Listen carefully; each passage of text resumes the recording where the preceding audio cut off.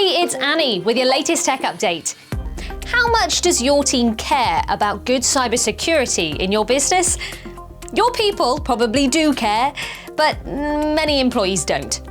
A recent survey found a massive 92% of staff want full control over the apps they use for work, and half still use software that's been banned by their IT department.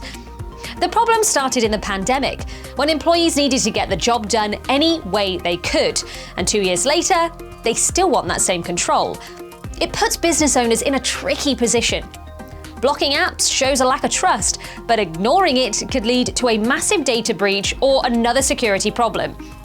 We think the answer is talking to your people and finding applications that keep everyone happy. We've helped lots of business owners do this. Get in touch if you want some help. That's your tech update. More next week.